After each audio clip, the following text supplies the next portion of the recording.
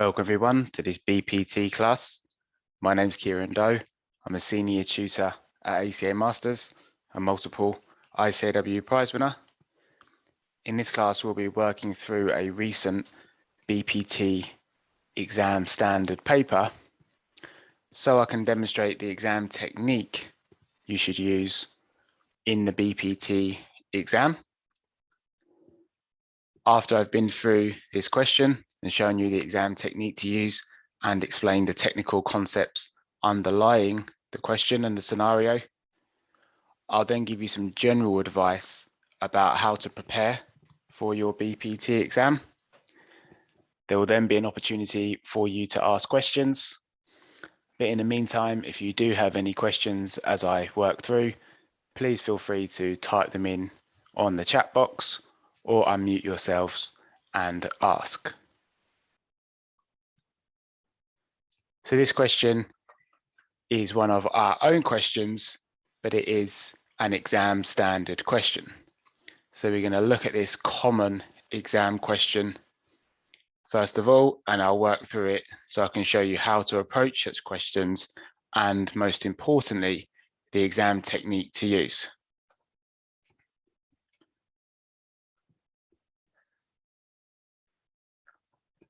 So I always suggest looking at the requirement first of all. So usually in a BPT exam question, we have a small introduction to the scenario, the requirements, and then usually some exhibits.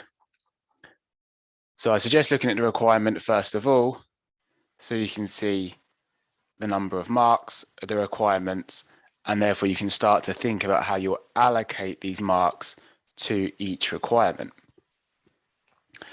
So it says, prepare briefing notes for your manager in which you outline the main differences for tax purposes between operating as an unincorporated business or a limited company, and recommend the most tax efficient business structure for Anton. Your answers should provide explanations and calculations for each alternative structure to justify your recommendation. So the main differences for tax purposes between being an unincorporated business or a limited company, and recommend the most tax efficient business structure for Anton. So what's the difference between the two business structures, and then recommend the most tax efficient? Provide explanations and calculations, and this is something we'd always do in BPT as well.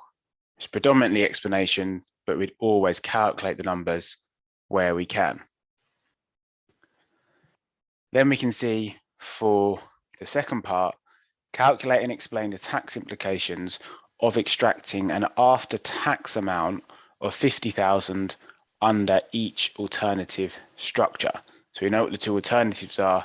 What are the tax implications of extracting an after-tax amount of 50k?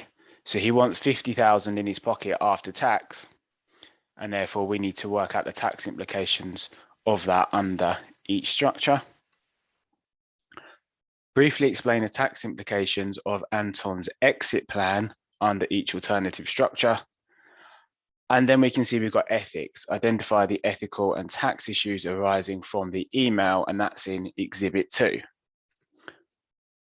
So we can see here in this question that we've got two exhibits. We've got the first one, which is about Anton, and we can see here that we've got quite a few numbers: startup costs, revenue and ongoing expenses, profit withdrawal, and then we've got exit plan. So that's presumably the exit plan part it referred to here.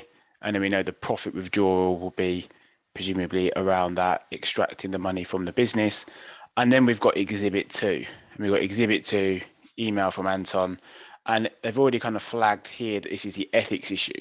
So I always like to look at the question overall, look at the requirements, kind of get a high level view for what we need to do, and a high level view of what's in the exhibits. Because you can see here that this later part of the requirement, the ethics part, relates to Exhibit 2. So that kind of tells me that I can ignore this for now when I do the first part. And it's almost like a sub question. It's almost like an independent, isolated requirement. So rather than me like reading through everything now, including Exhibit 2, I may as well just look at exhibit 1 for now, answer the first part, and then I'll look at exhibit 2 when I come on to answering that part of the question. That'll save me time overall. If I read through everything now, including exhibit 2, and then answer the first 3 parts of the question, by the time I get to this, which will be, like 40 minutes later, I would have forgotten what was even in exhibit 2. So that if you can, try to like dissect the question. And the examiners tend to structure these questions in a really friendly way so that it's possible to do that. So I look at the requirements, I look at the different exhibits, kind of work out which part relates to each part, and then I'll allocate the marks to each requirement so that I can allocate my time to each part. So this doesn't have to be exact, it's just to make sure that you attempt every part of the question, because what you want to try avoid doing is spending all your time on this first part and then not even attempting these parts here, because there'll be some easy marks on each question. So you want to make sure you attempt every question to get those easy marks, to grab those like low-hanging fruit. So we can see here, with ethics, this is generally, relatively easy marks in most exams. You need to make sure you leave enough time to get onto this bit. There'll probably be some easy points to make here, when he eventually comes to sell the shares or sell the assets in the company. So we need to make sure we attempt every part and we don't get too dragged into this and overrun on our time. So we know that we've got our 30 marks in total. So we just need to think how we're going to allocate them out. Now, it's always good when ethics comes up, because in almost all BPT exams, it's worth 8 marks. So we can allocate 8 marks there, and therefore that leaves us with 22 to allocate to the other 3 parts of the question. So usually the way I do this would be to look at, how much information is there relating to each part, how much do I need to do for each part of the question. So we can clearly see that everything in exhibit 1 relates to all 3 parts, but we can see here that we've got this bit relating to the exit plan, this bit to the profit withdrawal, and most of this is going to relate to this first part of should they be a limited company, should he set it up as a limited company or as an unincorporated business. So that's certainly the biggest part to the question. We've got the 2 structures to go through.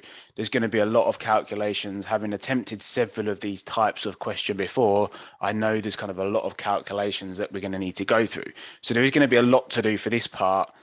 Taking out an after-tax amount of 50k, we'll just explain it under each structure. So maybe we'll have about kind of 6 points there perhaps. Tax implications of the exit plan, again, kind of maybe about 6 marks there.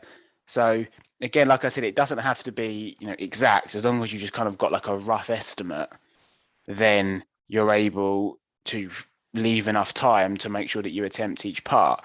So maybe you can kind of go 10-6-6, or maybe you would have gone, 12-5-5 perhaps, because that seemed a bit light, only 10 marks for, doing all of this.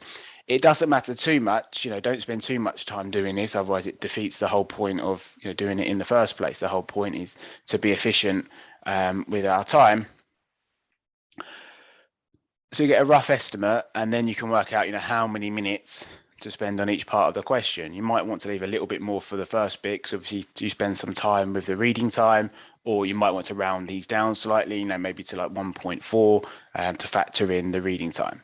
Just so you've kind of got like a rough estimate of how long to spend on each part, so right, now it's time to move on to the next bit.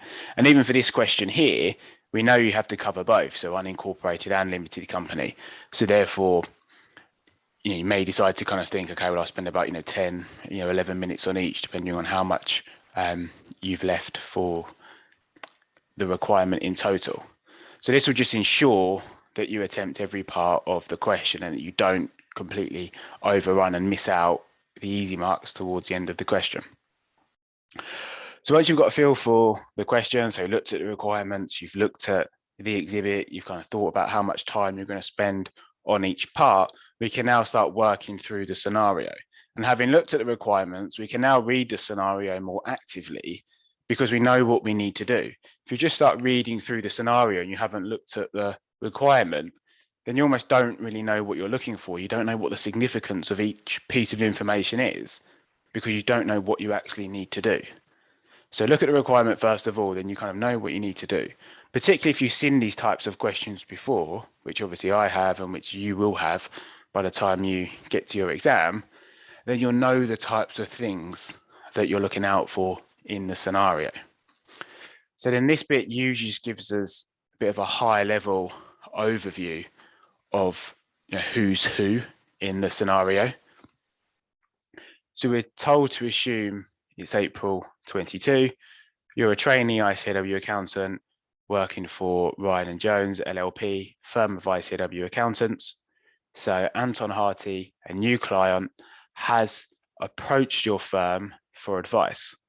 Anton is starting a new business and requires advice as to which business structure would be most tax efficient. You can kind of see, having read through the scenario, we knew, okay, we kind of gathered all of this already. So Anton submitted background information in advance of his initial tax consultation. Your manager emailed you the information provided in Exhibit 1, as we've already seen, and has asked you to prepare briefing notes in preparation for the consultation based on this information, again, as we've seen from the requirement. As a separate matter, sent an email regarding the disposal of a residential property. Well, that's all to do with the ethics bit. I'll look at that. That sounds to be a completely separate issue, a disposal of a residential property. I'll look at that when I come on to that part of the question. I can ignore it for now. Like I said, the examiners tend to set the exams up in a friendly way, so you can kind of dissect the question like this, and this will really help you save time. So then we've got Exhibit 1. So we've got Anton has worked as a website developer for Online Solutions Limited. So he's clearly been an employee of a company previously. So we can think about kind of, where Anton is. There's the two main business structures: unincorporated business, so a sole trader and a partnership, or a limited company. So we know that Anton was an employee of a limited company for the last 6 years. So therefore, Anton would have had employment income, which would have been going through his income tax computation. So that's the position he was in. He'd have his employment income, and of course, he'd pay Class 1 national insurance on that.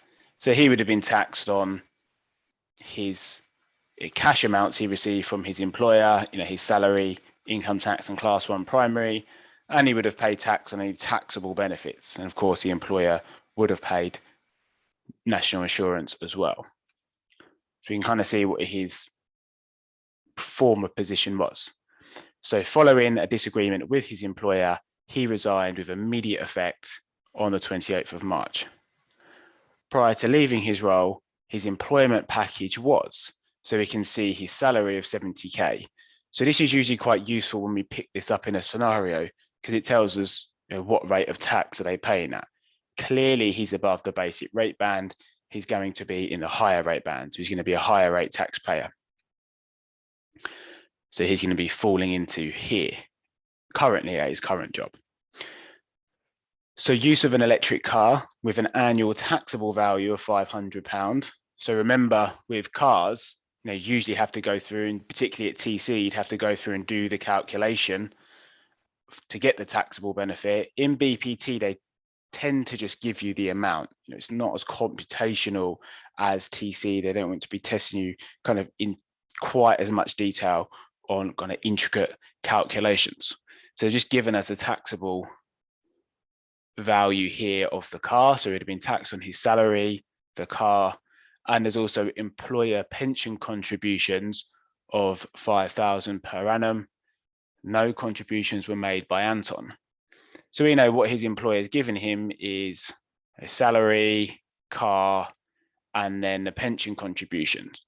So you can kind of see what he would have been taxed on in the past, and the salary is taxable and subject to NI. The car, income tax only. There's no national insurance on benefits. And of course, the pension is an exempt benefit, so that wouldn't have been taxable on Anton. So clearly we can see that he would be, a higher rate taxpayer, taxable on 70,500. But of course, he's leaving and he intends to start a website development business supplying services to a broad range of clients. Now, it's always just worth briefly noting what the business does to identify whether it's a trading business or a non-trading business. So a trading business is, if you like, any normal business that supplies services, that supplies goods, kind of like a day-to-day trading business.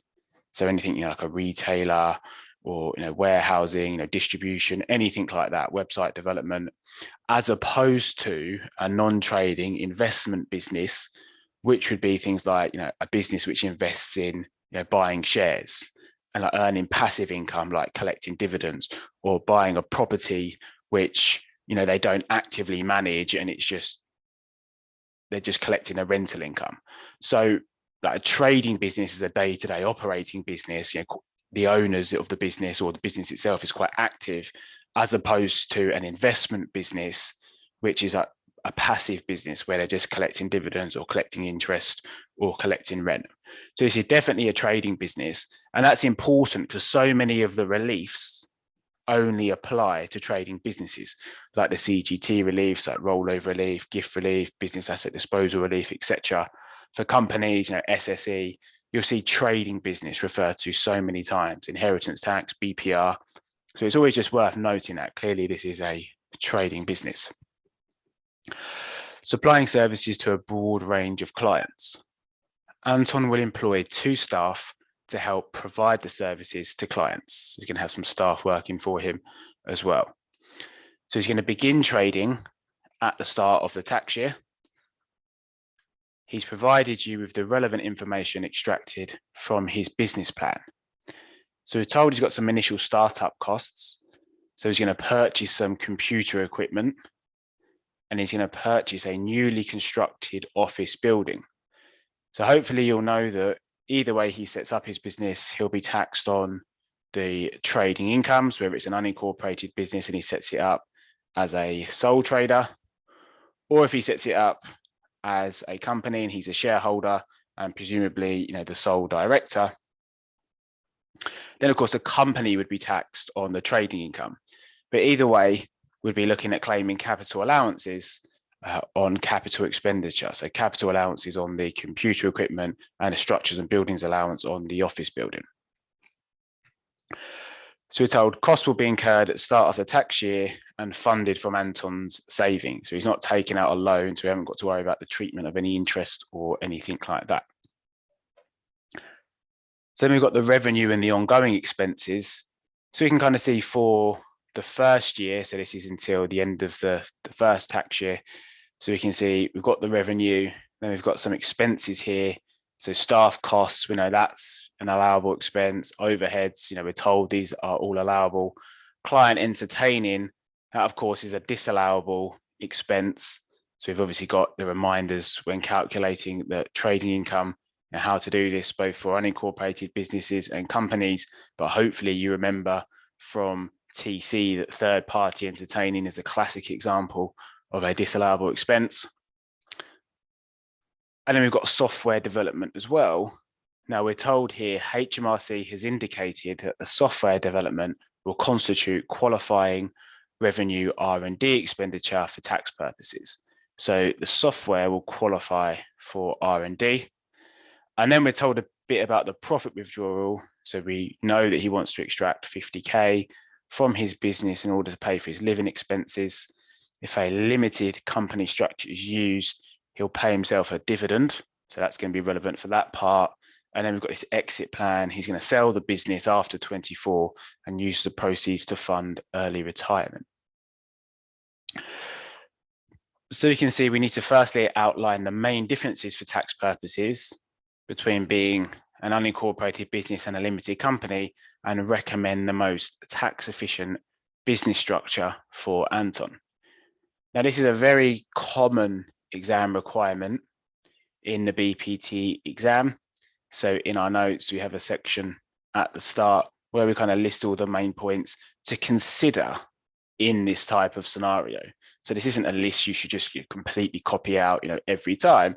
It's just a list of the types of points which may or may not be relevant, in this particular scenario. So you can kind of consider these points and then consider including them in your answer. So just so we're clear on the 2 different types of structure. If it's set up as an unincorporated business, he will own all the assets personally. So the computer equipment, the building, they will all be owned personally in his name. And the business will be conducted in his own name. So he might give the business a name, whatever he calls it, software services, but it's not a limited company. No company has been set up. It's an unincorporated business operating in his own name. So therefore, he owns the assets, and therefore he'll have like unlimited liability. So the way the profits of the business will be taxed, so he'll earn the revenue, as we've seen there in the scenario. So the profits will be similar under both situations. They'll be slightly different for tax purposes, but have the revenue minus the allowable expenses. That'll get us down to our trading profits, and they'll be taxed on him, and he'll pay income tax. So the individual will pay income tax on those trading profits, because the profits all belong to him. There's no separate company. The profits will all just flow directly to Anton. So we'll calculate the trading profits, just as I demonstrated there. So you'd have the accounting profit, add back any disallowable expenses. We'll get to the trading profits. Now, those all belong to him as an individual, and therefore they'll go into his income tax computation as trading profits. And he'd also pay class 2 and class 4 national insurance on those. So hopefully that's kind of quite clear, and just a bit of a recap.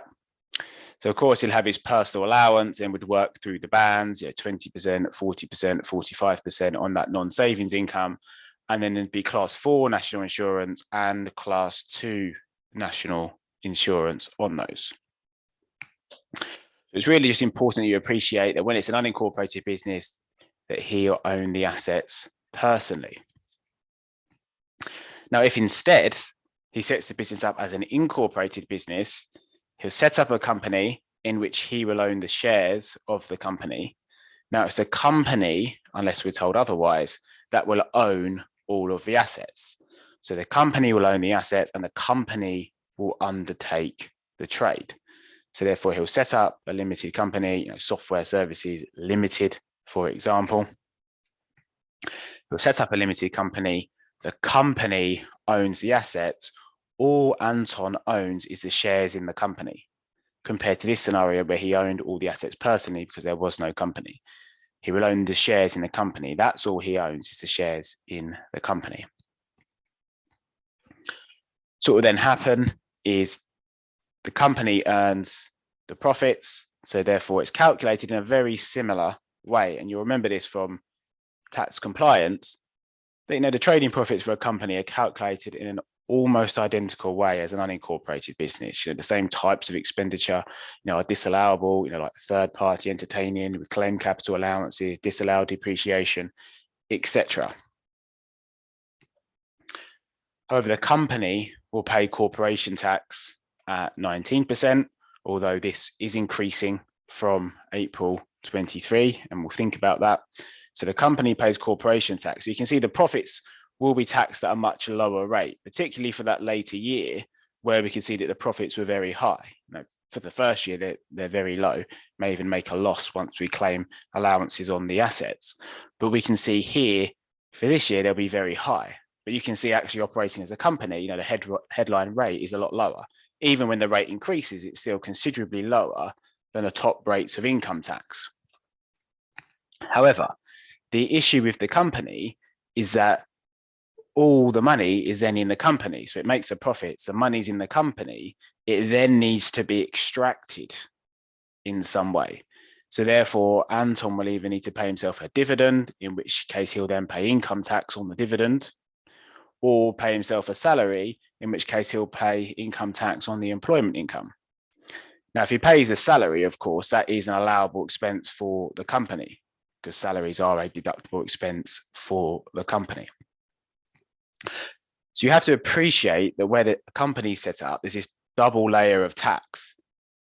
The company earns the profits, whether that's from the trading income or whether that's from selling the assets, The company earns the profits and makes the gains and pays corporation tax, and then the money which is left in the company then needs to be paid out some way. Whereas when it's an unincorporated business, it just flows directly to the individual because there is no company. So therefore, whilst the rates of tax are higher, at least there's only one layer of tax. Whereas when it's a company, the headline rates are lower, but then all the money's in the company, so it need to be paid out in some way. It's really important you appreciate this. The examiners often comment that students seem to get in a muddle, and with unincorporated businesses, they seem to think a dividend would need to be paid. No, dividend is when a company pays money out to its shareholders. There'll never be a dividend for an unincorporated business. Or where we've got, a company structure, there's been situations where students have thought that it's the individual which is selling the assets when it's the company sells the assets, so pays corporation tax, and then the cash is paid out. Whereas some students thought the individual could then sell the assets themselves, but the assets belong to the company. It's really important that you appreciate that a company has a separate legal identity, and it's a company which owns the assets. And that feeds through into a lot of the topics in the BPT exam.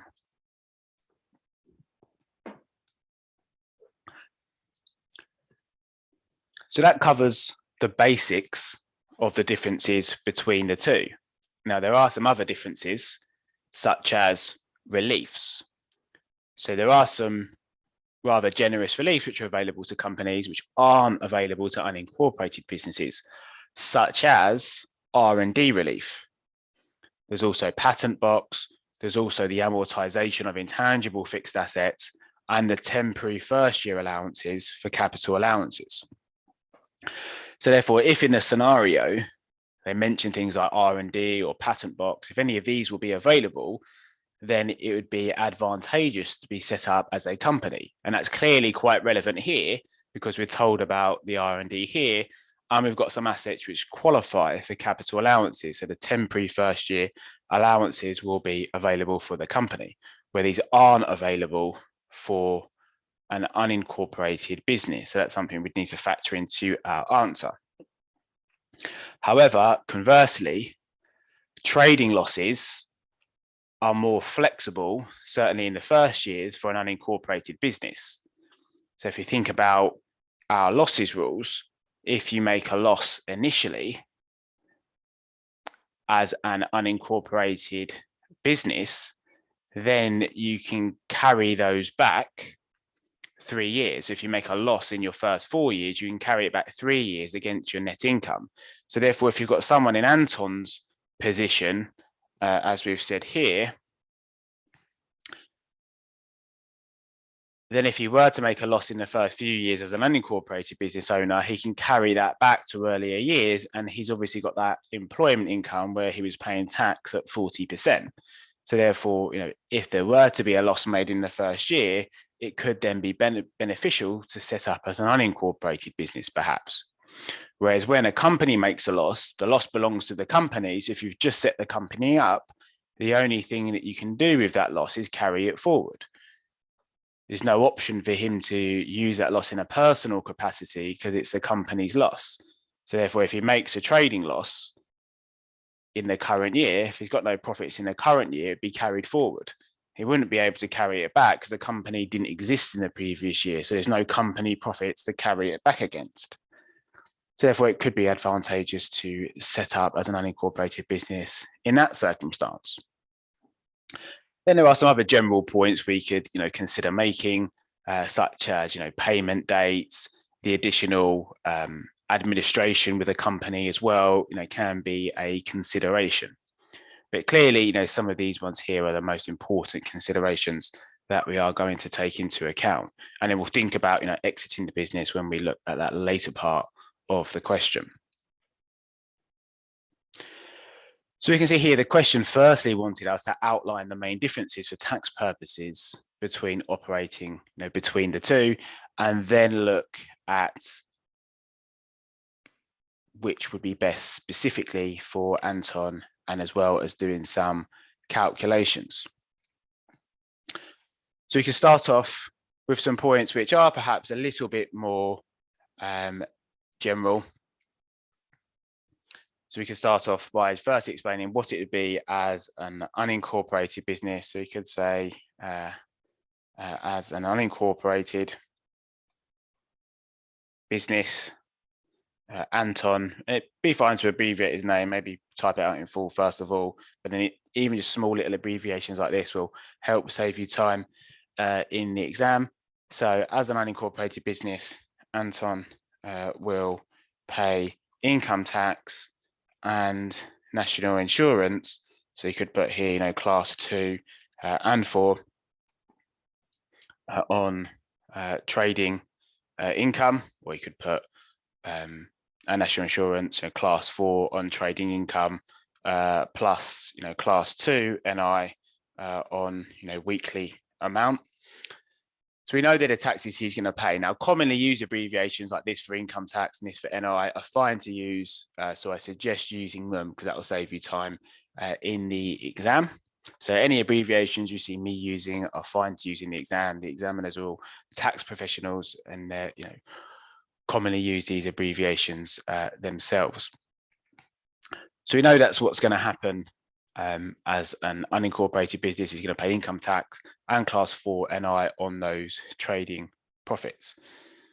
So we could say you could possibly mention the rates, but we're going to come on to the calculations. So we'll see what those rates will look like for him when we get there.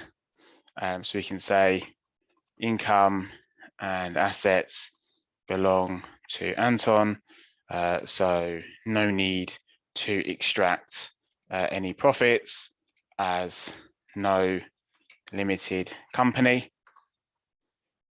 And then we can say no R&D relief or temporary first year allowances, so the super deduction available as only for limited companies. So we could possibly mention, so I wouldn't go through and just list all of the points. So I wouldn't start talking about, patent box or intangible assets because they don't appear, kind of as relevant. So focus on the points which are most relevant to the scenario. You could possibly mention about losses because they might have a loss, but we're not quite sure yet whether he will or not. So you could maybe leave space for that and kind of add that in after. So you could say, as a limited company structure, we could say limited company will pay corporation tax at 19%. Certainly that's the rate it is now. We could put, increasing from 2023. So that is in the syllabus for this year. So you do need an awareness that it's going to increase. And we are looking actually at future years. So we could put, increasing to 25% from 2023 on the trading profits.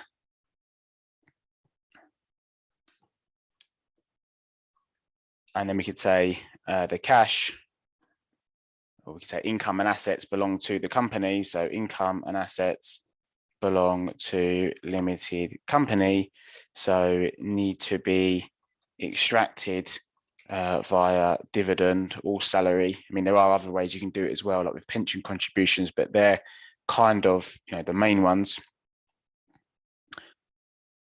So we need to be extracted via dividend, salary, pension by Anton, which will result in income tax consequences for Anton. Well, the pension wouldn't, but the others would.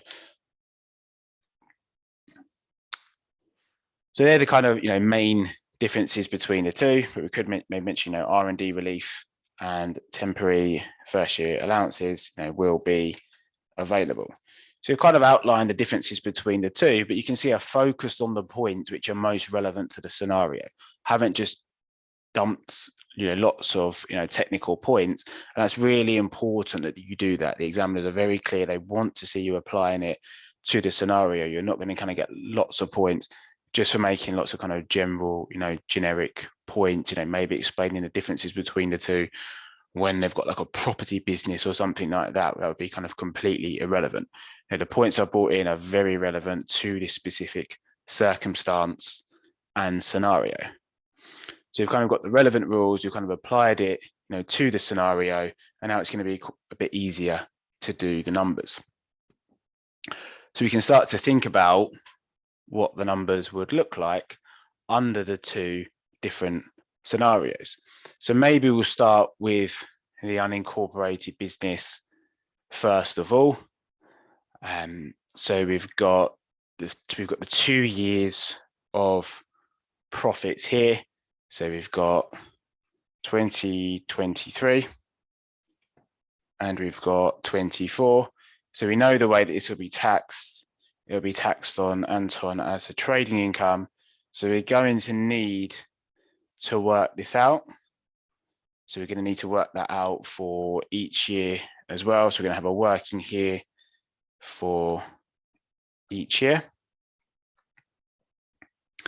And then we were given all of that information, of course, in the scenario. So we've got the first year here. So usually, of course, when we calculate our trading income, we'd start with our accounting profit and then add back all the disallowable expenses. They actually haven't, in this question, started with the accounting profit. They've actually just started with like a normal P&L. So you can just start with the revenue and deduct the allowable expenses. You'll still get to the same answer. So it's the taxable income minus the allowable expenses, rather than perhaps what you're used to at TC. You start with the accounting profit when everything had been deducted, and then you have to add back what's disallowable.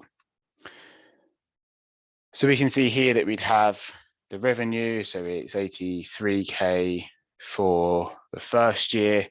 Then there's the staff costs. So they'll be an allowable expense. The only time staff costs aren't an allowable expense would be if they weren't paid within 9 months of the year end. So they're all an allowable expense. We've got the overheads. Now, we're not told specifically what they are, but we're told that they are allowable. So we've got the 15,000 there. And then we've got client entertaining, which we know is disallowable. So we just put like a 0 there, just to show the examiners we have actually dealt with it. So you could have a few calculation figures there for the trading profit. Now, of course, we've got these capital allowance items as well. So these assets. So we can think about, okay, we'll have the capital allowances here. Now we know, of course, that AIA will be available. So we know, what type of asset it is. Now, unless it goes specifically in the special rate pool, then we know it will be a main pool asset if it qualifies. So we've got the computer equipment here. So that will go in the main pool, but of course he'll be able to claim AIA there, up to $1 million. It's way below that. So therefore we be able to have our capital allowance claim here. So there's probably no need to set up a whole capital allowance working like this. When you've just got 1 or 2 assets, you can just work out what the allowances would be. Now, we've also got this newly constructed office building. So we're told it's estate, so therefore we know that it will have been constructed after this date. And we know that buildings will qualify for the 3% straight line. So the structures and buildings allowance SBAs. Just remember, with capital allowances, the building itself doesn't qualify for these allowances. It's the things which are inside it which do. So plant and machinery, fixtures and fittings, they all go into the main pool. These are the things inside the building. The building structure itself doesn't qualify for normal capital allowances. It instead gets these structures and buildings allowance. And then all the things which are integral to the building, so they're not the stuff inside it which is movable, like plant and machinery, fixtures and fittings. They're things which are like integral to the building, but not the building structure itself. So not the walls, the doors. These are things like the electrics, heating systems, etc. They go into the special rate pool. But you probably remember most of that from TC.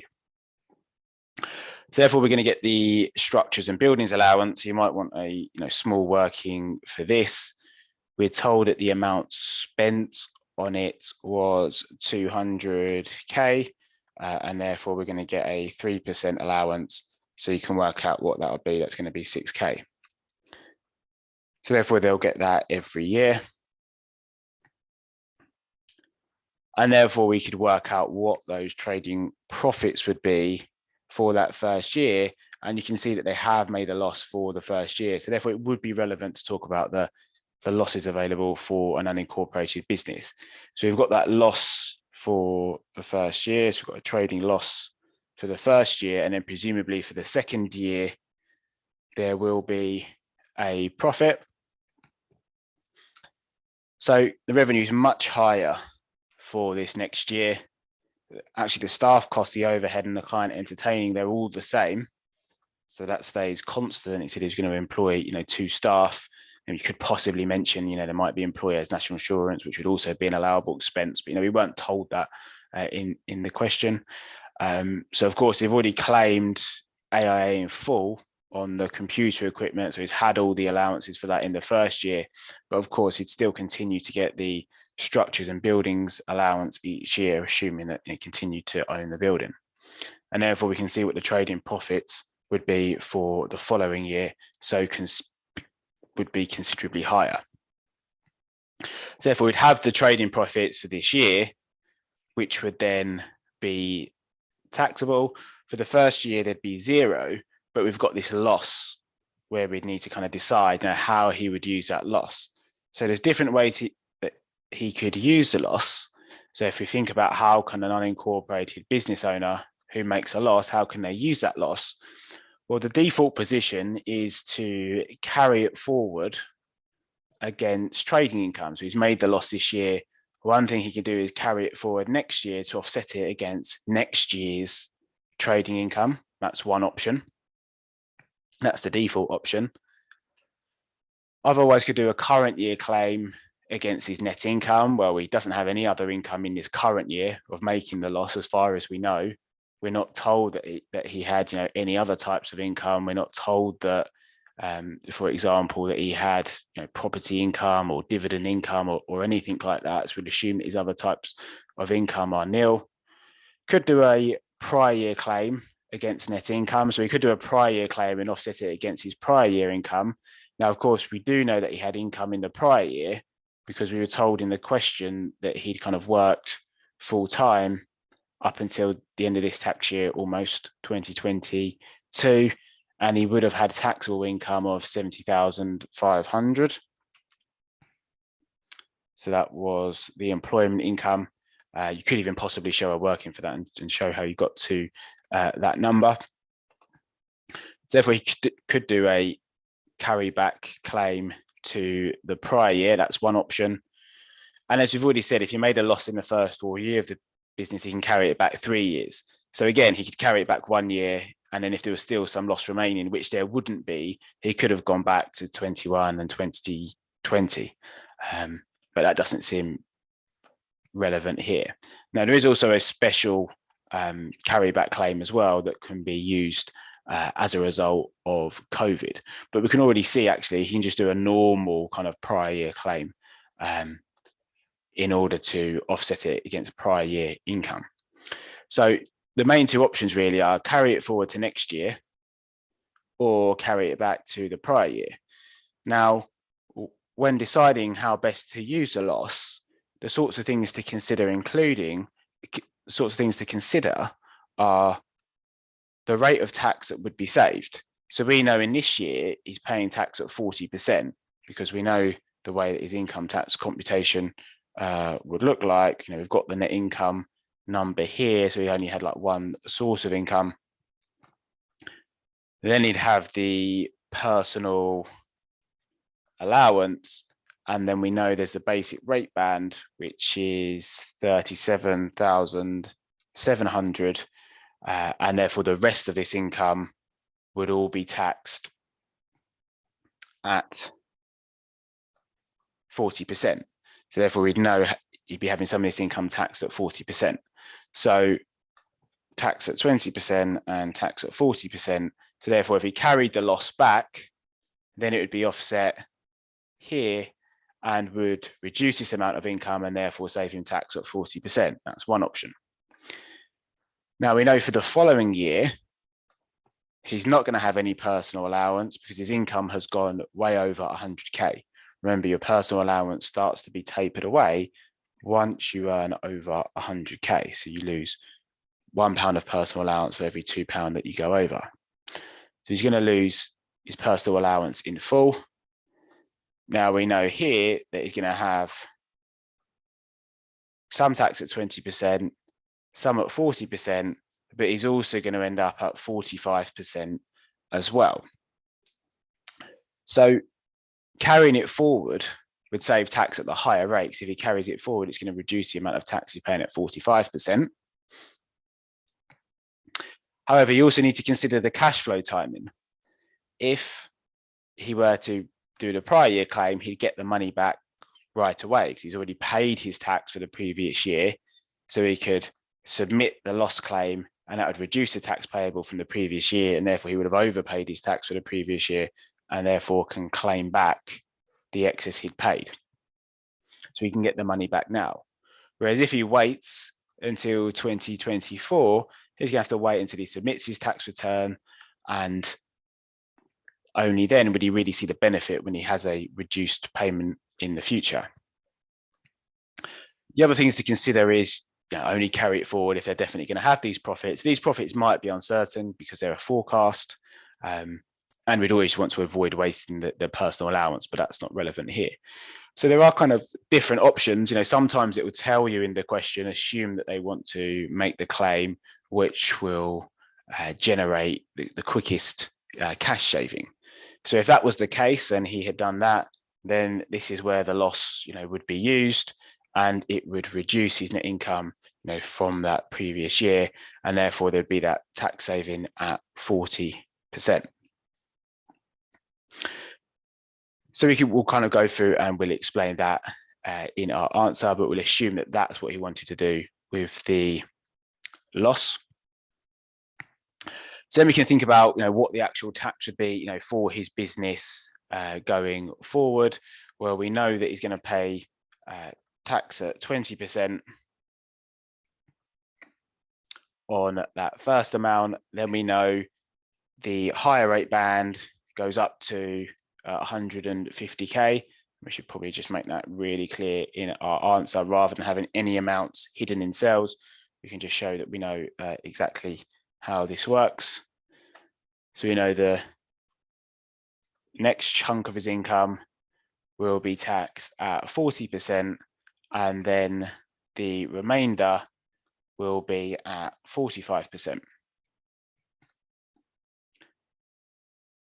And therefore we can just double check and make sure that we've taxed all of that income, which we have. And therefore you can see that will be the total income tax that he'll pay if he sets up as an unincorporated business. So therefore we'll have the amount of tax that he will pay. Now we said he'll also pay class 4 national insurance, and he'll also pay class 2 national insurance. So class 2 is £3.50 per week multiplied by the 52 weeks.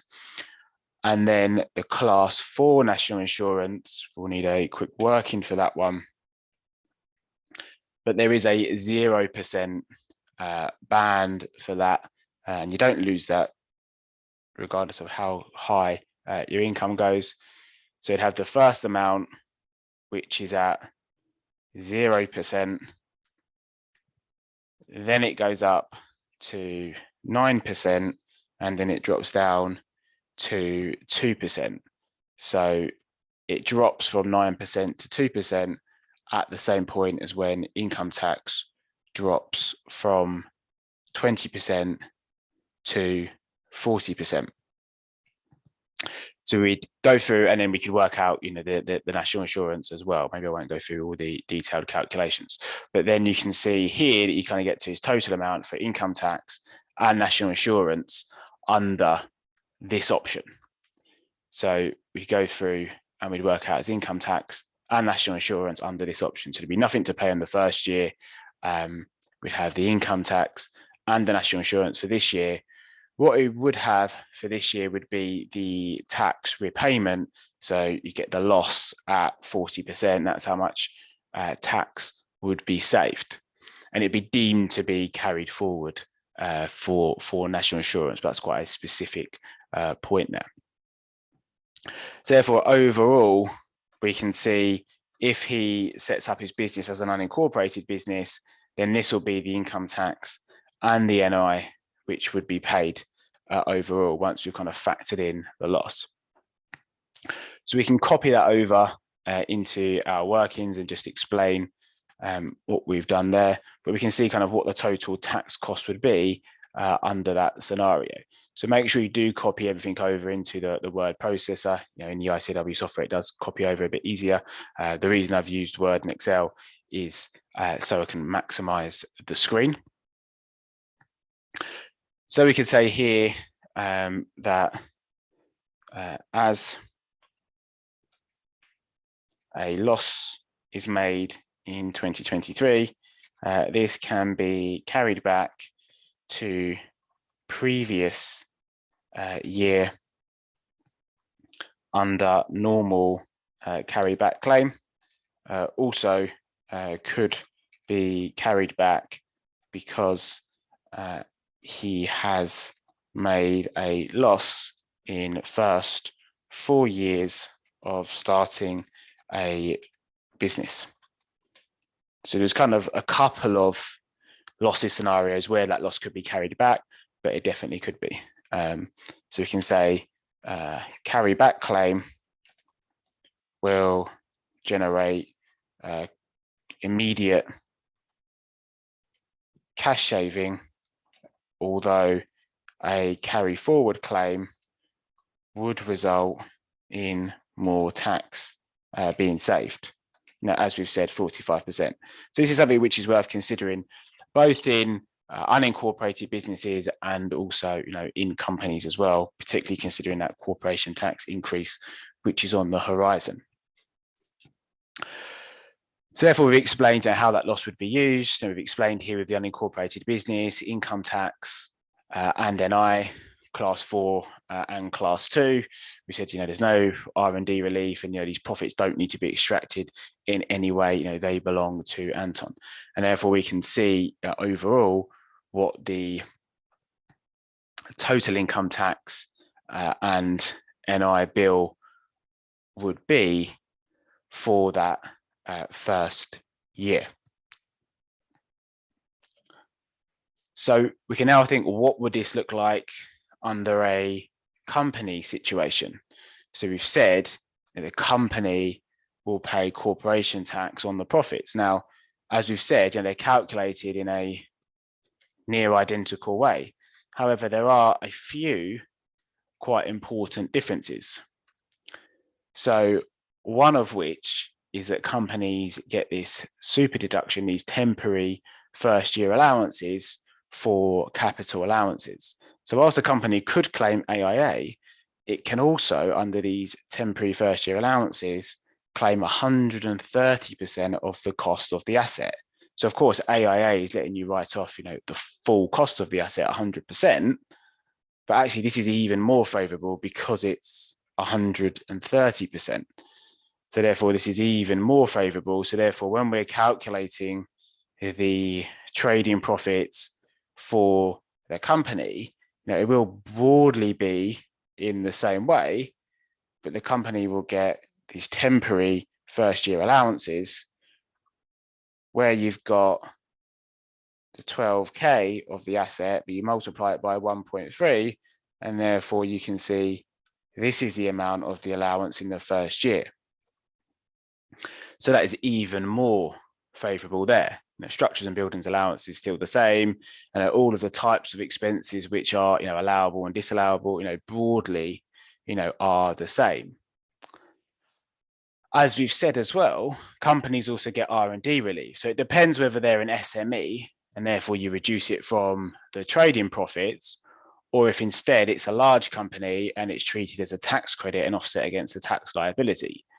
So, it isn't going to be too difficult to establish whether this is going to be a large company or a small company, because of course it's based on, the number of employees, the amount of revenue, etc. And, therefore, we can, see here, he's only got like 3 employees and a relatively small amount of revenue compared to those thresholds. So it's clearly an SME. So he gets 130% deduction from his trading profits.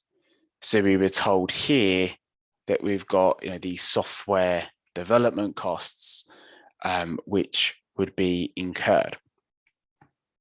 So therefore, the company will also get the R&D relief, which the unincorporated business wouldn't have got. And again, that is at 130%. It's kind of a bit of a coincidence that they're both 130%. But we'd have the R&D costs, which qualify as revenue expenditure for R&D. And therefore, these are included in here. So therefore, you can see there is going to be quite a big difference in the profits, particularly for that second year, because the company gets relief for the R&D expenditure, and then in the first year they get this as well. So therefore, the loss for the first year is higher for the company.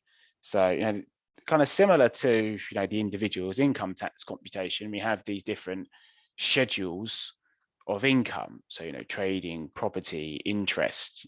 For individuals, they pay CGT on their gains, dividends. So you've got the same types of income, whether you set up as a company or whether you set up as an unincorporated business. So of course, we'll have the trading profits. So for the first year, again, they're going to be zero because they've made a loss. Now, in the second year, we'd have these trading profits of this. Now, just remember, when it's a company, what can they do with the loss? Well, we've already said about this. In theory, they can carry it back, but of course, there's nothing to carry it back to because the company didn't exist in 22. So the only thing they can practically do is carry it forward. You can use it in the current year, but 2023, there isn't any other income. So therefore, the loss gets carried forward and gets offset against the following year's profits, and is therefore saving tax, at that tax rate for that year. So we can think, for the company, what rate of tax will they be paying at 2024? Well, as we've said, at the moment, yes, the rate of corporation tax is 19%, but remember from April 23, that goes up, and it's 25%, if profits are above 250K. So it's still 19% if profits are below 50K, but it's 25% if they're above 250K.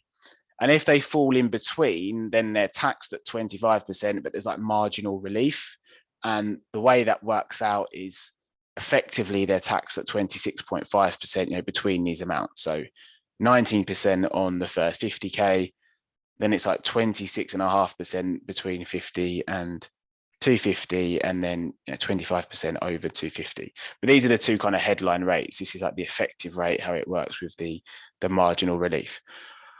But you can see here, and definitely for exams in 22, I don't think you're going to have to do the marginal relief calculation. So I think they'll probably kind of give you it here, or you can just do that simplified way, as I've said there.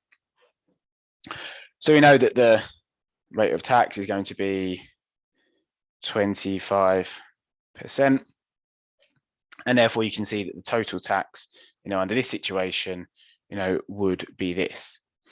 So clearly you can see, how lower the tax burden is if he goes for the incorporated structure, partly because the profits are lower, because he's got additional deductions from the profits for the R&D and the temporary first year allowances. And of course, the headline rate is lower.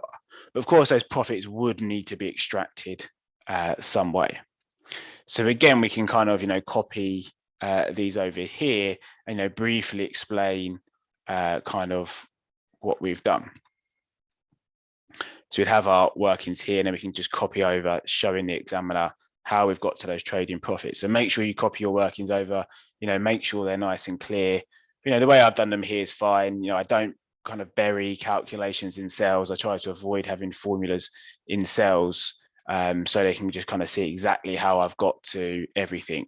So even if, and I think everyone does this, I certainly do, I've like picked up, the wrong number here, they can see I've multiplied it by 1.3. So now they can see, where I've got to that number. Whereas if I just had, a random number multiplied by 1.3 in a cell, they wouldn't know that I knew it was, 130%. So we could say here, the loss is carried forward as no option to carry back or current year claim, as company has no other income or gains. So that's kind of the main points there. I mean, you could say it saves tax at 25%. You could maybe make some other points, but of course, quite time pressured. And plus, we also said we're only going for kind of like 12 points here. So, it's more than enough. Maybe it was worth it, a little bit more than that. Because we did then have to recommend as well, which option should he go for?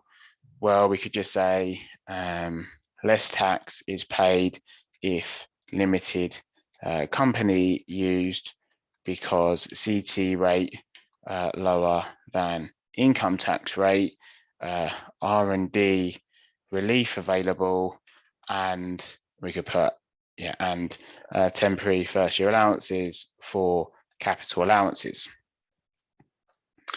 So, we could say, however, additional layer of tax when profits extracted via dividend.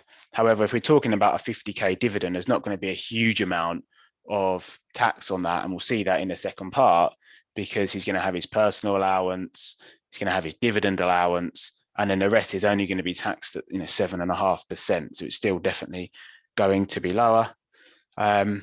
We could maybe make the point that the loss, it might be better used here because, when he carried it back, he saved tax at 40% on that loss. Whereas in the company, when he's carried the loss forward, he saved it at 25%. So he could have, maybe made that point as well. You possibly even could have taken it a step further and say could have started as an unincorporated business and then incorporated the business, after the first year, after the loss was made. So be an unincorporated business for this year, use the loss and then incorporate. I mean, that would be, one option, and we'll see this, or you'll see this in an incorporation class, which we'll discuss at the end of this session. So then we had, the second part of the question, calculate and explain the tax implications of extracting an after-tax amount of 50k under each alternative structure. So under each alternative structure, say what the tax implications are of extracting 50k. Now, this is almost a bit of a trick question because we need to do it for each structure. So for the unincorporated business and for the incorporated business. But of course, we know for the unincorporated business, you don't extract anything. That's the whole point. The cash, flows directly to the individual because, they own the assets, they earn the income personally. There isn't this company. So we could say here for unincorporated business, no extraction needed because income belongs to Anton.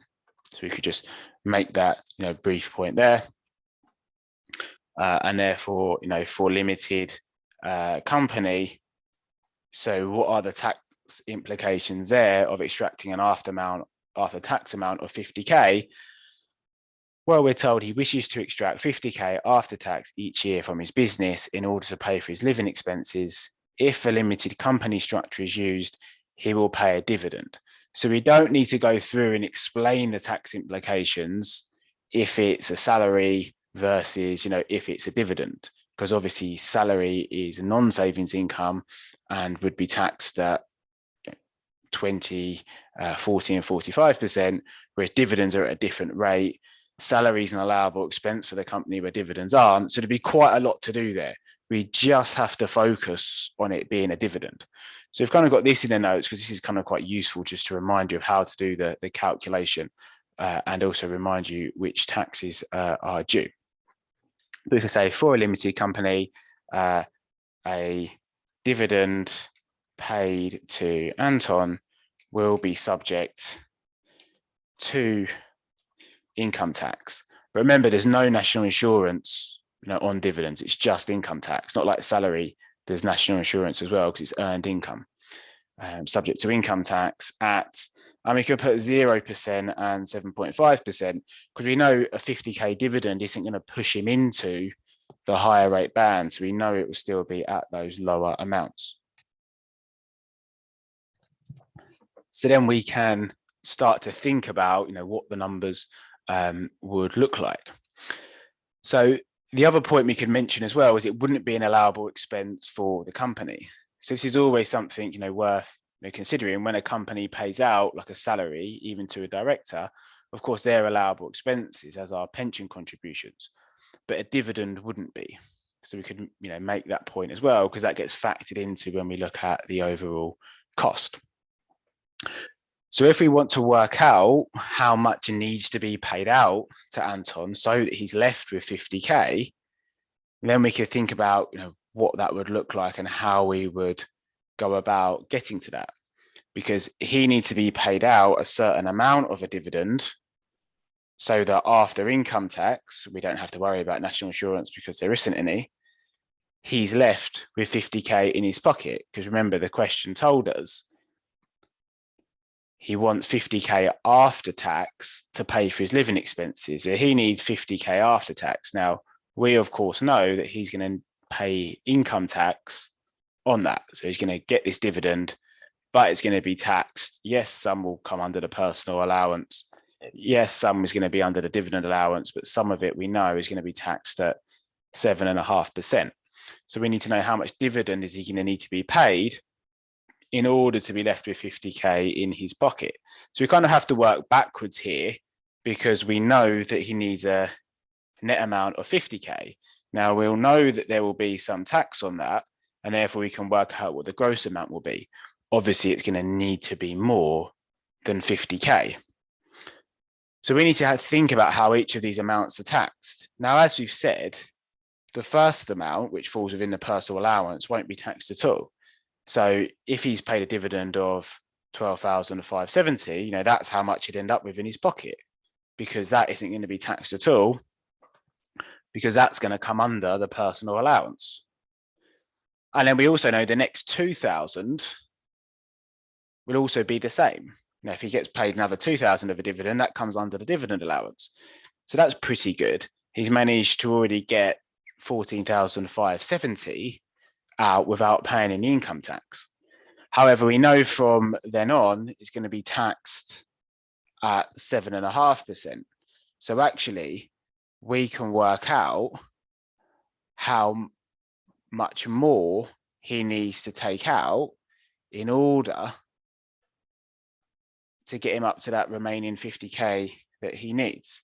So we know that he needs another 35,430 in order to get him up to that amount.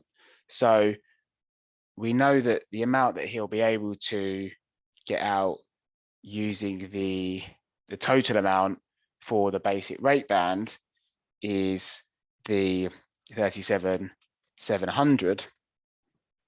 So therefore we know that he'll be able to pay another dividend of this,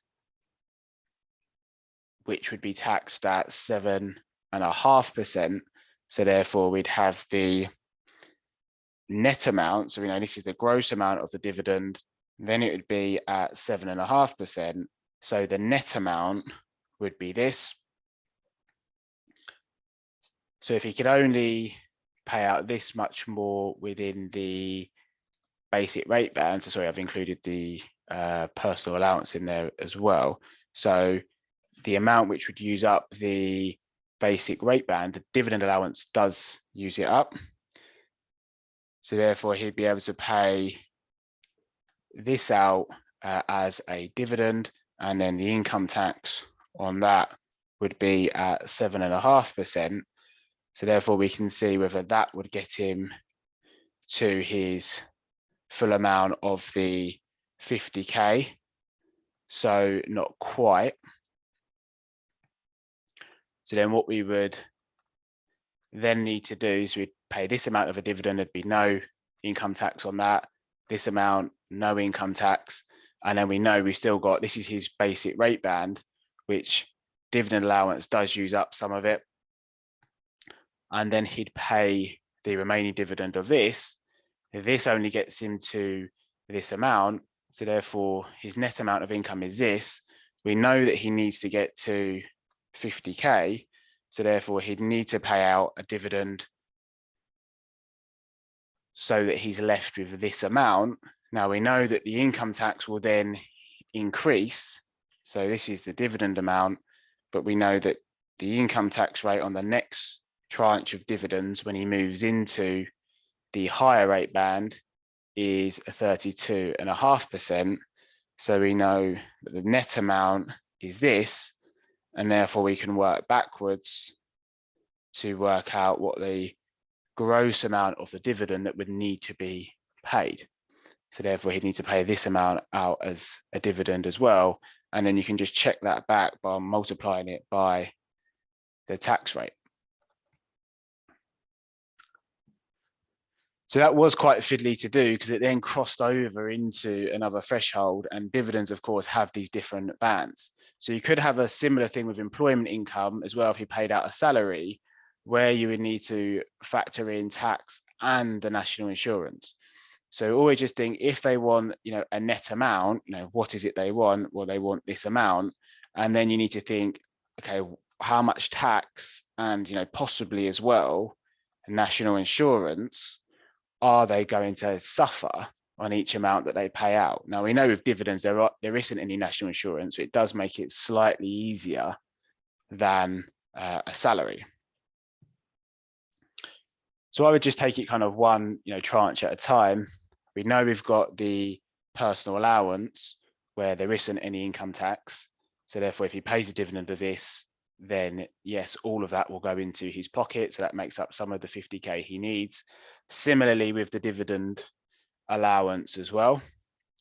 And then we know the next tranche will be at 7.5% tax. Now, of course, he is going to get to the point where he uses up his basic rate band. So we've got the basic rate band here. Now we know he's already used up some of that with the dividend allowance. So the rest of the dividends, which would be taxed at 7.5%, would be this amount. And we can see that in total, this doesn't quite get us to the 50K. So he needs to pay a bit more of a dividend to get him up to the 50K. And because we're starting with the net amount, we need to kind of work backwards to work out what the gross amount of the dividend would be.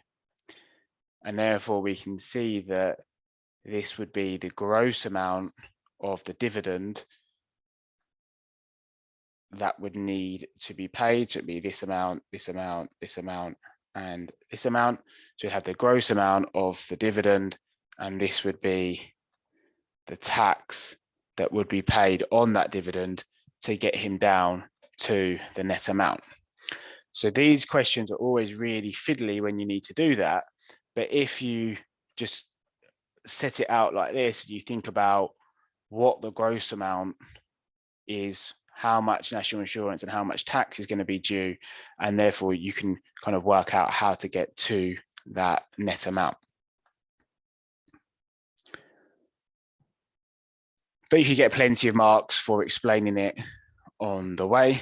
So we could say, for a limited company, a dividend paid to Anton will be subject to income tax at 0%. So you could put personal allowance and dividend allowance, and then we could put 7.5% for basic rate band and 32.5% for a higher rate band.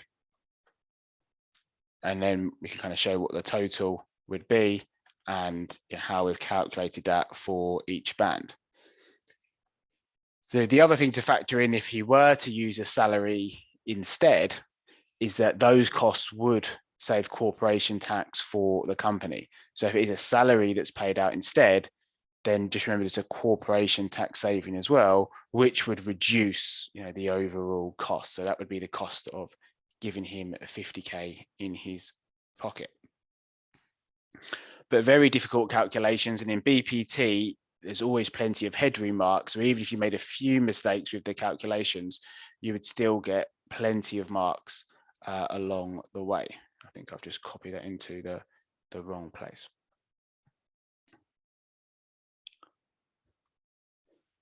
So then for the next part of the question, said Anton will sell the business after this year and use the proceeds to fund early retirement. So briefly explain the tax implications of his exit plan under each alternative structure. So if he were to sell the business and use the proceeds to fund early retirement. So we can think about how this would work under the two different scenarios. So if he sells his business as an unincorporated business, then remember, he owns all the assets personally. So what will happen is that he'll just dispose of all the assets one by one, and he owns the assets, and he'll have chargeable gains if they are, capital assets. He's not selling any shares because there isn't a company. So again, it's really important that you appreciate how the business is structured. So again, we can say here, so for 3.3, as an unincorporated business, Anton will sell the assets. And we've got some, reminders here as well, of course, in the notes of, how this would work. But if he all he's disposing of here would be disposing of the assets, so he'll have a gain. So when somebody's exiting a business and they're selling the trade and the assets, then if it's an unincorporated business, then what happens is the unincorporated business ceases to trade. They'll have balancing allowances and balancing charges, unless, of course, they're selling it to someone who's connected and they can make the succession election. Calculate the final trading profit or loss for the final period. There'd be no point mentioning a loss here because we can see clearly his business is become profitable.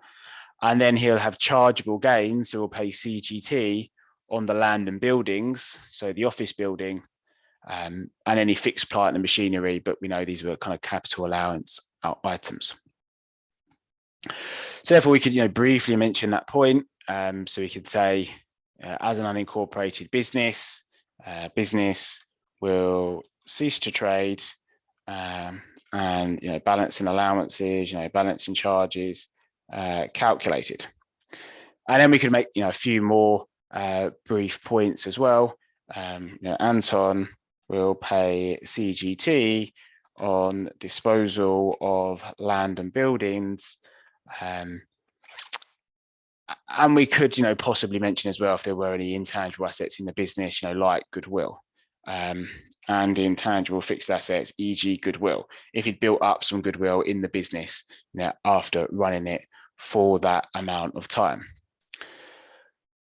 So those were the main points to mention there. And you could mention as well, when you think about CGT, which reliefs would be available to him.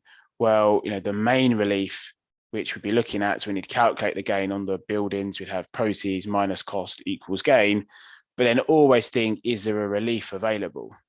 So become very familiar with your reliefs. There's some deferral reliefs like rollover relief, gift relief, where you defer the tax charge.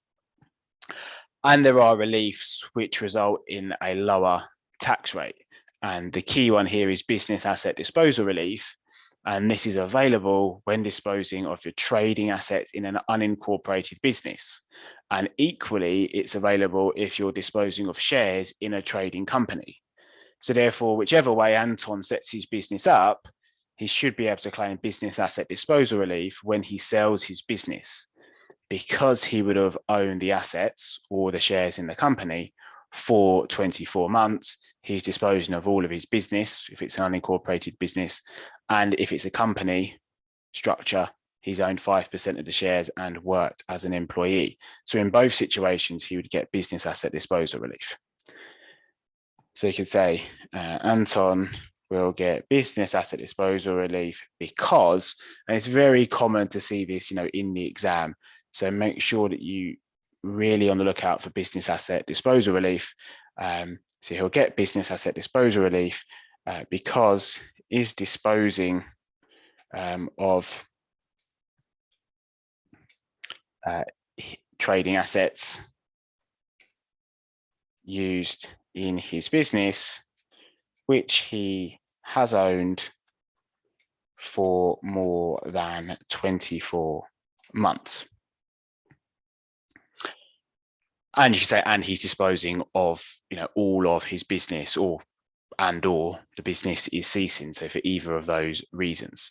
So you can say, this means gain will be taxed at 10%. Now, which is very generous. That's quite a low rate of tax. So therefore, you can see that's how it would be if he sets up as an unincorporated business. Now, we'll briefly talk through what that would look like if he set it up as an incorporated business. So if he set it up as an incorporated business, then he could dispose of the shares, in which case he'll have a gain on selling the shares. So proceeds minus cost equals gain. All he'd be selling here would be selling the shares. And again, as we said, business asset disposal relief would apply. So the business wouldn't cease trading. As we said before, he would simply be selling his shares in the business. So it would be a share sale. It's an individual shareholder. So we'd have a gain, proceeds minus cost equals gain. Key relief to think about is business asset disposal relief. Gift relief isn't relevant. It's not a gift. Share for yes, share for share isn't relevant. He's not receiving shares in another company. Investors relief would be if he didn't work for the company. So again, proceeds minus cost equals gain would explain why business asset disposal relief would apply. Now, there is one other way that the business could end, and they could sell the trade and assets to the purchaser. And then what would happen is the company would have lots of gains in it, because the company would be disposing of the assets to the purchaser, whoever he's selling them to. The company would have the chargeable gains on which it would pay corporation tax at, as we've said, 19 or 25%. So the company would have chargeable gains, and then the dividend would need to be paid up. The cash would need to be paid up to Anton as a dividend. And if that was paid out after the appointment of a liquidator, then it would be treated as a CGT receipt. But we'll see some more of this when we look at liquidation in some of the other classes. So again, you could see how you could get 4 points there on a share sale, and maybe briefly mention the other way he could exit the business.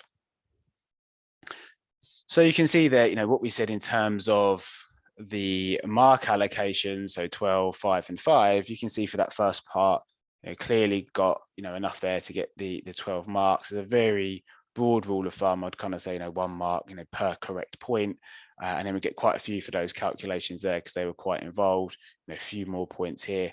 And you can see the technique I've used, short, concise range of points. That's really important to use in BPT, because it enables you to get down as many points and cover all the different taxes and cover all the different issues. It's a very time pressured exam, as I'm sure you know.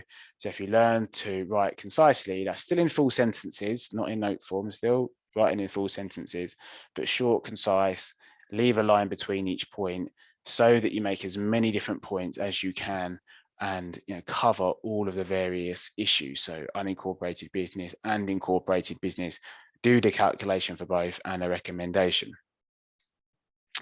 Now, there will always be some really tricky bits. As I said earlier, each question has some easy marks, some medium marks, and some hard marks. And I think this was a good example. I think this is quite tricky, grossing things back up. A lot of students find that quite difficult. And it certainly is, particularly with all the different bands and the different amounts. So that was a very difficult part. But even if you didn't get that, there were like 2 or 3 easy marks for that part of the question. The unincorporated business, that was a nice easy mark. Maybe 1 or 2 marks here, but you'd get some marks here anyway, even if you did that the last few bits incorrect. If you've got the personal allowance and the dividend allowance, that wasn't too difficult. Maybe this bit got a bit hard, but wouldn't be essential to get kind of even full marks on the question. You don't even need that to get the full marks on the question. And then on the exit plan, again, I think just appreciating the difference between an unincorporated business and an incorporated business would have led you to quite a few kind of easy marks there. And again, if you just said what it would be, unincorporated business, it sells the assets, and incorporated business, he sells the shares. Again, you pick plenty of marks up there. And again, short, concise, range of points will score you a lot of marks here. And this applies to all BPT exam questions. So our materials actually include one of my model answers from a recent exam, which is now one of the mock exams. But again, this is a question which focused more on like a large international corporate group, looking at residency.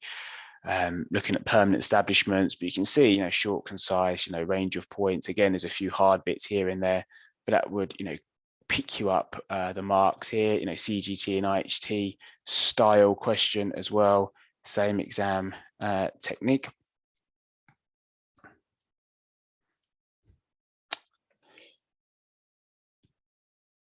So hopefully that's kind of helped in terms of the exam technique to use. So just a kind of a few tips when working through questions.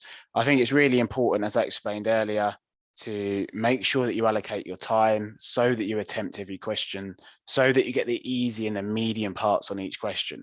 We've had several students who have got close to 100%. We've had 95, 96, others in the 90s as well. And these are students who don't necessarily work in tax. They're not tax experts, but they've just got a really good exam technique. They just make sure that they answer every part of the question and get the easy and medium marks on each part of the question. There were some difficult parts in there, as I pointed out, like grossing up the dividend, maybe even remembering to include national insurance. Even though not technically that difficult, it's quite tricky to remember when there's lots going on, or maybe the increase in corporation tax rates. Even if you missed out, some of these points, every question has headroom marks. So even though, the mark allocation, may look, something like this, there'll be some headroom marks as well. So, maybe on this bit, if it was 12, it'd be like 18, and you only need like 12 out of the 18 points to get full marks. So if you make a few mistakes, you can still get full marks. So the BPT marking key is quite forgiving. So again, as long as you get the easy and the medium marks, you can get up to full marks. You don't need these hard points in order to get full marks. So I think that's where those students have done, particularly well. And that kind of ties in there with that point I've mentioned there. So as well as making sure you answer every question, make sure you cover all the relevant taxes. So, income tax and corporation tax, or particularly with capital taxes questions, make sure you cover CGT and IHT. Make sure you cover them both. And therefore you're aiming more for like breadth rather than depth. So rather than going into every single point in lots of detail, make sure you cover all of the relevant issues. And if you use a short, concise writing style, then that will kind of enable you to get down as many points as you can. So some of the smaller taxes, like NI, is a good example in that question we've been through, can be easy to miss. You could have just focused on income tax. So VAT and stamp duty as well, they're quite easy marks technically, but they can be quite easy to miss and forget them in questions when you're caught up with the bigger issues, corporation tax, income tax, etc. So I've explained about the headroom marks. Now the exam is quite time pressured. So even though it is open book and you can use your notes, try not to spend all the time looking everything up, because you'll just be spending so much time looking things up in the exam. Personally, I use them for these common exam scenarios where I've got a reminder of the points to consider including. So whether it's starting a business or incorporation, disincorporation, so buying a business, selling a business, as we've just seen. So I'd use these quite a bit as common reminders. And also we've got the CGT and the IHT points as well. It's quite useful there, but I try not to look everything up all the time. So, for example, some of the points that we talked about when we looked at income tax, for example, I wouldn't be looking up the bands all the time because I'd know all of these rates. So try to minimize how much time you spend looking things up and try to be quite strategic about what you will look up. I certainly look things up for where there's a specific calculation. So things like termination payments or company repurchase of shares, perhaps. So in terms of your preparation from now until the exam, I suggest that you break the exam down into like areas and topics. So for example, the topic and the area we've looked at today is setting up a business for the first time. So after this, you could go away and practice several of the other questions which have examined this. So this has come up quite a few times in recent exams. And what we have here, so just to kind of give you an idea of how this works, you can see here in these kind of common exam scenarios. So you've got these other questions here which examined that same topic we've looked at. So you can go to your question bank and you can practice these questions as well, which are very similar to the question we've just looked at. And therefore you can kind of master that exam scenario and really kind of hone in on each question type. So the other ways I would probably break BPT down is I'd probably start doing it by taxes and topics. So I do CGT and IHT together. So make sure you understand like the fundamentals, then the reliefs, then like the planning aspects of that. So this is how we've broken our notes down and how we break the video course down. We do it by taxes first of all, and then there are the common exam scenarios like we've talked about, how to structure a business, buying a business and selling a business. So for each topic, what I suggest you do, so if you take CGT, for example, is make sure you understand the key technical points. So how to calculate a gain, make sure you know the reliefs really well, particularly when they apply to what type of asset, the conditions for it and how the relief works. So make sure you're comfortable with all of the reliefs, and then the international aspects.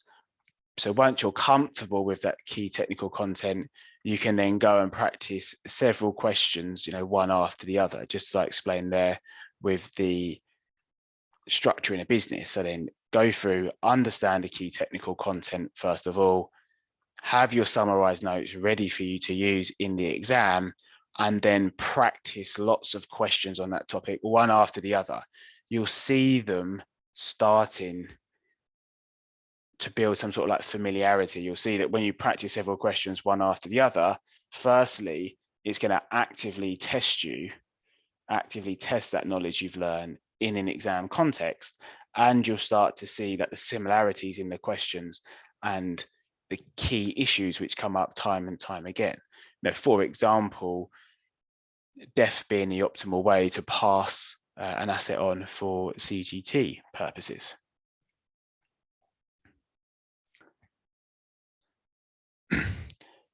And you can also work on your exam technique for that particular topic. So hopefully that's kind of quite clear. And then once you've mastered CGT and IHT, you can then move on to corporation tax. So again, understand the key technical content, familiarize yourself with your notes you're going to use in your exam, and then go away and practice several questions one after the other to work on your exam technique. And so you can start to build up some familiarity with the way the examiners like to test the questions. So you can break BPT down and master it one topic at a time. That's definitely the way I recommend approaching this exam. So in terms of some other resources we have available, if you go to the BPT page of our website, we have our video course available and you can watch one of the classes there for free. It's also quite useful to read some recent student feedback because you'll kind of see what some other students have said, how important, exam technique is for BPT, how to approach the exam, where to pick up the marks, breaking it down by topic. Lots of students struggle with this exam, but then can, come back to score, really high marks. We've had a couple of research students who had failed before, then getting 96, 95%, which is really good in this exam, which is quite often seen as the hardest ACA exam. So students on their 4th attempt, but again, always saying that it's due to exam technique, focusing on individual topics one at a time. So in terms of free resources we have on our website, if you go down to our video course, you can watch the first class there for free. So that's on incorporation. So you've got the free class here, which is on incorporation. So you can watch that there. And that's just me, working through another question. So this time on incorporation. So you can see me, work through that. And again, you'll see me working through the question, using the notes, showing you how to use the notes to answer the question. Again, you've got reminders of all the points to consider including in the answer. On our exam tips page, we've got some videos here. So for BPT, how to prepare for your BPT exam. So how to kind of break your preparation down, by topic, how to kind of allocate study time, that sort of thing. So that's quite useful to look at. And then also a short video explaining how to get to 100% on BPT and kind of lessons learned from our former students who, as we've already discussed, have got close to that. So we've also got our blog as well. There's an article on there as well for BPT. So head over and read that as well. That's got some useful tips on there for BPT. So we are going to do a giveaway. So after this class, we'll put the recording available on YouTube. So I'll then post a link on my LinkedIn page. So I'll do a post on Monday. So anybody who would like to win a free copy of our BPT materials or any BPT video, so this would be a copy of these materials that I've demonstrated today. So as I've said, they've got all of the technical content you need summarized by tax and by topic. They've got one of my model answers to a recent exam, and of course these common exam scenario sections which remind you of the points to include for all of the common exam scenarios.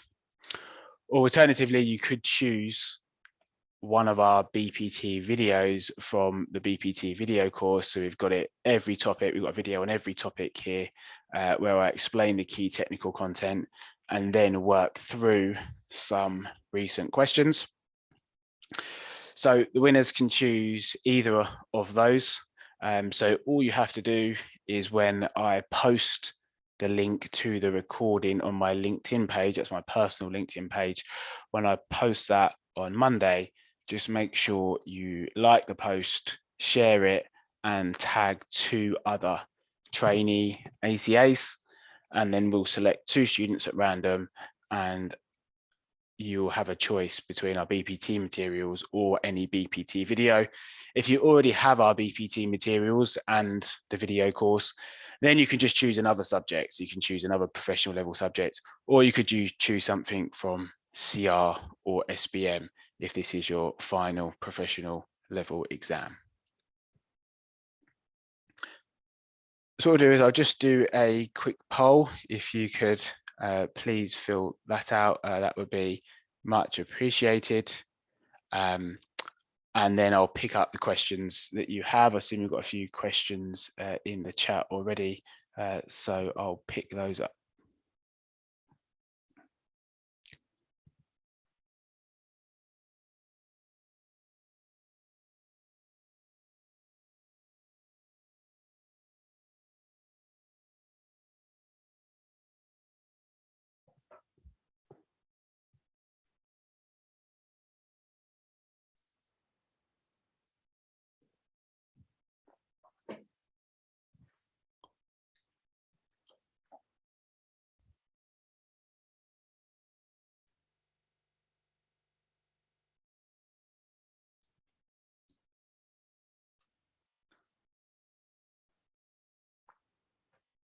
Okay, thanks very much.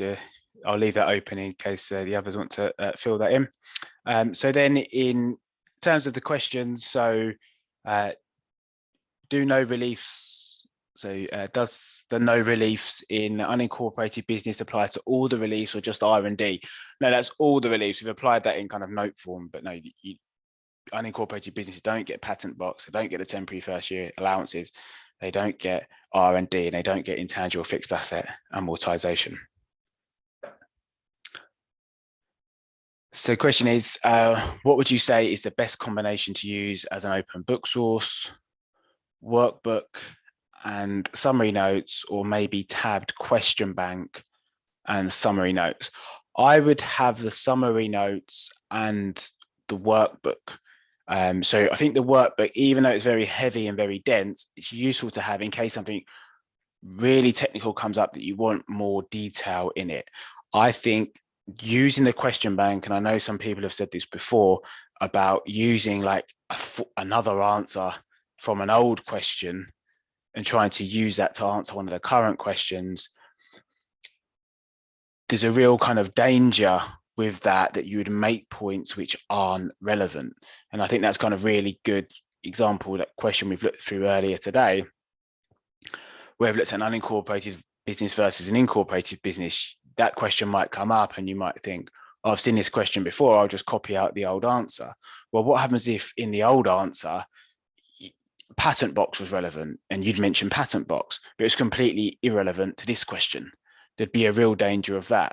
Now, it could be the case that some of the initial general points were relevant. So it could be that you could, make some points here about an unincorporated business, in a limited company, about corporation tax, and then an extraction versus, income tax and national insurance. Some of these broader technical points might be relevant, but when you actually get to applying it to the scenario, it's going to be very different. And in fact, our summary notes have worked through all of the past exams. So we've kind of brought in all the relevant points. So I'd use these as a reminder of the points to consider making in your answer, and use this as your first source. Whereas if something comes up and you need more technical detail on it, maybe, like closed company loans or something like that, you can go to the later part of the notes, or if you wanted more detail on it, then you've got the workbook there. So yeah, hopefully that's answered that question. And then the other one, what would be my prediction for the upcoming June 22 exam? It's too difficult to predict because we can't look at things which came up in March and say, well, that came up in March, it won't come up again in June, because I've seen it in the past where they've examined the same topic 2, sometimes even 3 times in a row. And I've seen it before where a certain topic hasn't come up for a very long time. It is impossible to predict, particularly with BPT, when there are so many different topics. I mean, things which are quite topical at the moment, maybe like a corporation tax question with losses, where they could be carried forward beyond April 23 and save corporation tax at the new higher rate.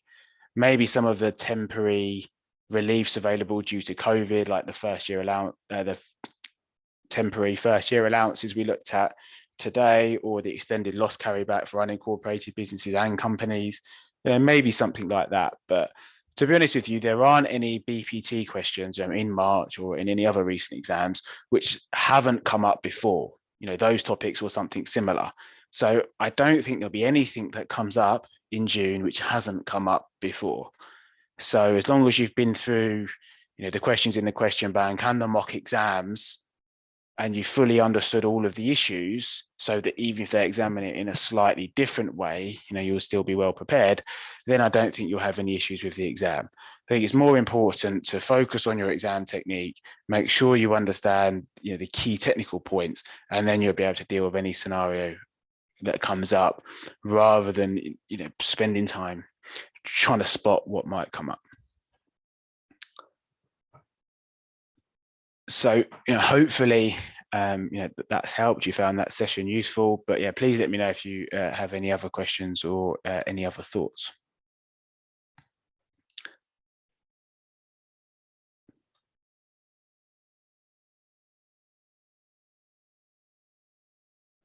So question, if I come on a question I don't feel good, would you spend allocated time on it or move on to another one? I'd probably just try to get like the easy and medium marks on it, like some of the basics. Like, to be honest with you, I think calculating that net income was a difficult bit. I'd explain what it was for an unincorporated business, how it would work for a company, maybe spot that there were the different rates. We have a go at it and then, kind of maybe move on. I think I probably haven't got that exactly right, but I've got the easy and medium marks and moved on. That's definitely what I would do.